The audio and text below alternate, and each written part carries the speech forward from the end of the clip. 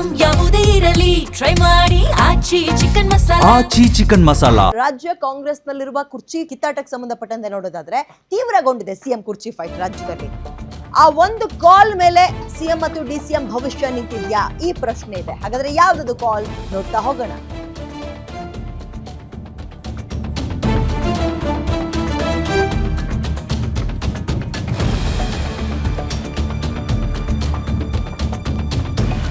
ಸಿದ್ದರಾಮಯ್ಯ ಮತ್ತು ಡಿಕೆ ಶಿವಕುಮಾರ್ ನಡುವೆ ಸಿಂಗಲ್ ಕಾಲ್ ಪಾಲಿಟಿಕ್ಸ್ ನಡೀತಾ ಇದೆಯಂತೆ. ಕಾಲ್ ಬಂದ್ರೆ ಹೈಕಮಾಂಡ್ ಭೇಟಿಗೆ ಸಿದ್ದರಾಮಯ್ಯ ಅವ್ರು ರೆಡಿ ಇದ್ದಾರೆ ಹೋಗಕ್ಕೆ. ನನಗೆ ಕಾಲ್ ಬಂದಿಲ್ಲ, ಬಂದ್ರೆ ಹೋಗ್ತೀನಿ ಅಂತ ಹೇಳಿದ್ರು. ಆತ ಡೆಲ್ಲಿಯಲ್ಲೇ ಕುತ್ಕೊಂಡು ಕಾಲ್ ಮಾಡ್ಸೋಕೆ ಸಿದ್ದರಾಮಯ್ಯ ಅವರು ಪ್ಲಾನ್ ಮಾಡ್ತಾ ಇದ್ರಂತೆ. ಅಸ್ಸಾಂ ಎಲೆಕ್ಷನ್ ತಯಾರಿಗೋಸ್ಕರ ಅವ್ರನ್ನ ಕರೆಸ್ಕೊಳ್ಳಲಾಗಿದೆ. ಬಟ್ ಬರೀ ಅದೊಂದಕ್ಕೆ ಹೋಗ್ತಾರಾ? ತಮ್ಮ ಬುಡವನ್ನ ನೆಟ್ಟಗೆ ಮಾಡ್ಕೋಬೇಕಲ್ಲ, ಸ್ಟ್ರಾಂಗ್ ಮಾಡ್ಕೋಬೇಕಲ್ಲ. ಹಂಗಾಗಿ ಅಲ್ಲೇನಾದ್ರೂ ಇನ್ಫ್ಲೂಯೆನ್ಸ್ ಬಳಸ್ಕೊಂಡು ಸಿದ್ದರಾಮಯ್ಯ ಅವ್ರನ್ನ ಡಿಕೆ ಡೆಲ್ಲಿ ಕರೆಸ್ಕೊಳ್ಳೋ ಪ್ಲಾನ್ ಮಾಡ್ಬಿಟ್ರೆ ಒಂದು ಹಂತದಲ್ಲಿ ಗೆದ್ದಂಗೆ. ಹಂಗ್ ನೋಡಿದ್ರೆ ಸಾಲು ಎಲೆಕ್ಷನ್ಗಳು ಬರ್ತಾ ಇದೆ. ಹೀಗಾಗಿ ಬದಲಾವಣೆಗೆ ಇದು ಸಕಾಲ, ನನ್ಗೆ ಅವಕಾಶ ಮಾಡಿಕೊಡಿ ಅಂತ ಪಟ್ಟು ಹಿಡಿದಿದ್ದಾರಂತೆ ಡಿಕೆ ಶಿವಕುಮಾರ್. ಈಗ ಡಿಕೆ ಬ್ರದರ್ಸ್ ನಡೆ ಬಗ್ಗೆ ಸಿದ್ದರಾಮಯ್ಯ ಟೀಮ್ ಆಕ್ಟಿವ್ ಆಗಿದ್ದು, ಡೆಲ್ಲಿ ಡೆವಲಪ್ಮೆಂಟ್ ಬಗ್ಗೆ ಇಂಚಿಂಚು ಮಾಹಿತಿಯನ್ನ ಸಿದ್ದರಾಮಯ್ಯ ಟೀಮ್ ಇಲ್ಲಿ ಕುಳಿತುಕೊಂಡೇ ಸಂಗ್ರಹಿಸ್ತಾ ಇದೆ. ಬಜೆಟ್ ತಯಾರಿಯಲ್ಲಿ ಬಿಸಿ ಇದ್ರೂ ಕೂಡ ಸಿದ್ದರಾಮಯ್ಯ ಅವರಿಗೆ ಆ ಕಾಲ್ ಬಂದ್ಬಿಟ್ರೆ ಅನ್ನುವ ಟೆನ್ಷನ್ ಇದೆ.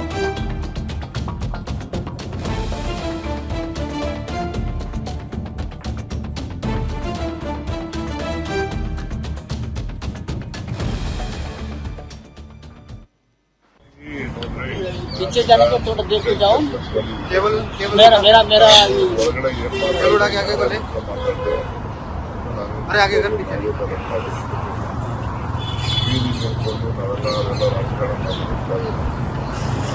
ವರಿಷ್ಠರನ್ನ ಭೇಟಿ ಮಾಡಿದ್ದೀವಿ. ಏನೇನು ಮಾತಾಡಬೇಕು ಮಾತಾಡಿದ್ವಿ. ವೇಣುಗೋಪಾಲ್ ಅವ್ರನ್ನ ಭೇಟಿಯಾಗಿದ್ರಿ. ನಾನು ಬಂದ ಮೇಲೆ ಎಲ್ಲಾ ವಿಚಾರನೂ ತಿಳಿಸ್ಲೇಬೇಕಲ್ಲ, ಎಲ್ಲ ವಿಚಾರಗಳನ್ನ ಮಾತಾಡಿದ್ವಿ. ಏನ್ ಬೇಕು ಮಾತಾಡಿದ್ವಿ. ಅದನ್ನು ನಾನು ಪಬ್ಲಿಕಲ್ಲಿ ನಾನೆಲ್ಲ ಮಾತಾಡೋಕ್ಕೆಲ್ಲ ಆಗಲ್ಲ. ಅದೆಲ್ಲ ನಾವೆಲ್ಲ ಏನು ಹೇಳಕ್ಕೆ ಉದ್ದೇಶಿ ನಾನು ಬಂದಿರೋದೇ ರಾಜಕಾರಣ ಮಾಡಲಿಕ್ಕೆ. ಎಲ್ಲ ವಿಚಾರನ ಮಾತಾಡಿ ಬಂದು ಗಾಳಿ ಬಿಟ್ಟು ಬಂದಿದ್ದೀವಿ. ಏನೇನು ಬೇಕು ನಾವು ಮಾತಾಡಿದ್ವಿ. ಕಾಲ ಎಲ್ಲದಕ್ಕೂ ಉತ್ತರ ಕೊಡ್ತದೆ.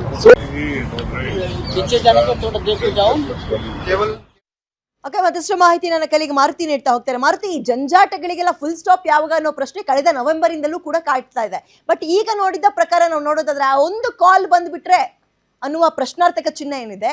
ಇನ್ ಕೇಸ್ ಆ ಕಾಲ್ ಬಂದ್ರೆ ಡಿ ಕೆ ಶಿವಕುಮಾರ್ ಅಲ್ಲಿ ಕುತ್ಕೊಂಡೆ ಒಂದು ಹಂತದಲ್ಲಿ ಪಾಸ್ ಆದಂಗಲ್ವಾ ಸಿದ್ದರಾಮಯ್ಯ ಅವ್ರಿಗೆ ಫೋನ್ ಬಂದ್ರೆ?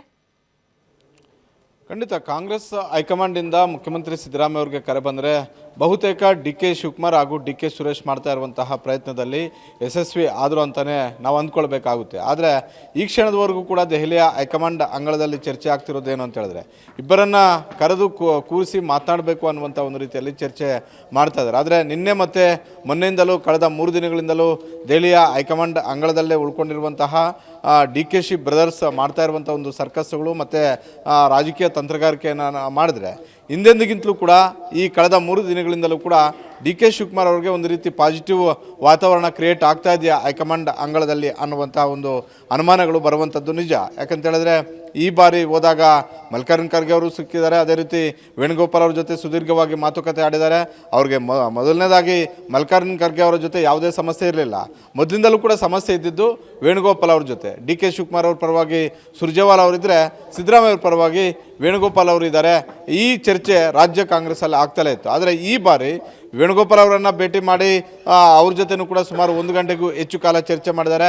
ಅದಾದ ಬಳಿಕ ಹೈಕಮಾಂಡ್ ನಾಯಕರಾದಂತಹ ಸೋನಿಯಾ ಗಾಂಧಿ ಮತ್ತು ಪ್ರಿಯಾಂಕಾ ಗಾಂಧಿ ಅವರ ಜೊತೆ ಚರ್ಚೆ ಮಾಡೋದ್ರಿಂದ ಬಹುತೇಕ ಈ ಬಾರಿ ಹೋಗಿರುವಂಥ ಒಂದು ಪ್ರವಾಸ ಒಂದು ಕಡೆ ಎಲೆಕ್ಷನ್ ಸ್ಟ್ರಾಟಜಿ ರೂಪಿಸೋದು ಆಗಿದ್ರೂ ಕೂಡ ರಾಜ್ಯ ಸರ್ಕಾರದ ನಾಯಕತ್ವ ವಿಚಾರಕ್ಕೆ ಸಂಬಂಧಪಟ್ಟಂತೆ ಡಿ ಕೆ ಶಿವಕುಮಾರ್ ಅವರು ಕಾಂಗ್ರೆಸ್ ಹೈಕಮಾಂಡ್ ಮುಂದೆ ಏನು ಹೇಳಬೇಕಾಗಿತ್ತೋ, ಯಾವ ವಿಚಾರಗಳನ್ನು ಕಾಂಗ್ರೆಸ್ ಹೈಕಮಾಂಡ್ಗೆ ಮುಟ್ಟಿಸಬೇಕಾಗಿತ್ತೋ ಆ ಎಲ್ಲ ವಿಚಾರಗಳನ್ನು ಮುಟ್ಟಿಸುವಂಥ ಒಂದು ಕೆಲಸ ಮಾಡಿದ್ದಾರೆ.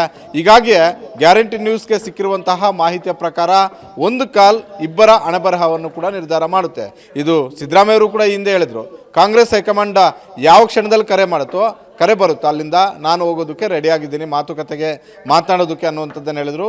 ಅದೇ ರೀತಿ ಡಿ ಕೆ ಶಿವಕುಮಾರ್ ಅವರು ಕೂಡ ಹೇಳಿದರು, ಕಾಂಗ್ರೆಸ್ ಹೈಕಮಾಂಡ್ ನಿರ್ಧಾರ ಮಾಡಿದ್ರೆ ಎಲ್ಲವೂ ಕೂಡ ಆಗುತ್ತೆ ಅಂತ. ಇವತ್ತು ಕೂಡ ಅದನ್ನೇ ಹೇಳಿದ್ದಾರೆ, ಟೈಮ್ ವಿಲ್ ಆನ್ಸರ್ ಅಂತ ಹೇಳ್ಬಿಟ್ಟು.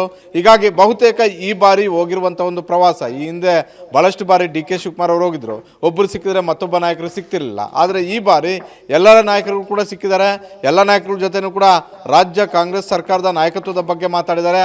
ನಾನು ಇನ್ನೂ ಎಷ್ಟು ದಿನ ವೇಟ್ ಮಾಡಬೇಕು, ನವೆಂಬರ್ ತಿಂಗಳಲ್ಲೇ ಆಗಬೇಕಾಗಿತ್ತು, ಈಗಲೂ ಕೂಡ ಯಾಕೆ ಆಗ್ತಿಲ್ಲ ಅನ್ನುವಂಥ ಒಂದು ಪ್ರಶ್ನೆಗಳನ್ನು ನೇರ ಇಡುವಂತಹ ಕೆಲಸವನ್ನು ಮಾಡಿದ್ದಾರೆ. ಜೊತೆಗೆ ಈ ಹಿಂದೆ ಸೋನಿಯಾ ಗಾಂಧಿ ಅವರು ಜೈಲಿಗೆ ಹೋಗುವಂಥ ಒಂದು ಸಂದರ್ಭದಲ್ಲಿ ಕೊಟ್ಟಂತಹ ಭರವಸೆಯ ಮಾತುಗಳಾಗಿರ್ಬೋದು, ಅವನ್ನು ಕೂಡ ಆ ಎಲ್ಲವನ್ನೂ ಕೂಡ ಮೆಲುಕು ಹಾಕುವಂಥ ಒಂದು ಕೆಲಸ ಮಾಡಿದ್ದಾರೆ.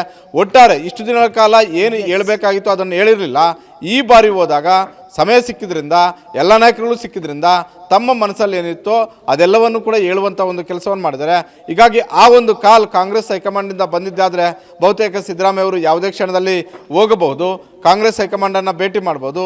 ಆಗ ಇಬ್ಬರನ್ನು ಕೂರಿಸಿ ಮಾತುಕತೆ ಆಡ್ತಾರಾ, ಇಲ್ಲ ಇದಕ್ಕೆ ಸಂಬಂಧಪಟ್ಟಂತೆ ಇಷ್ಟು ದಿನಗಳ ಕಾಲ ಅಗ್ಗಜಗ್ಗಾಟ ಆದಂತಹ ಈ ಒಂದು ಎಪಿಸೋಡ್ಗೆ ತೆರೆ ಎಳೆಯುವಂಥ ಒಂದು ಕೆಲಸ ಕಾಂಗ್ರೆಸ್ ಹೈಕಮಾಂಡ್ ಮಾಡುತ್ತಾ ಅನ್ನುವಂಥದ್ದನ್ನು ಕಾದು ನೋಡಬೇಕಾಗಿದೆ.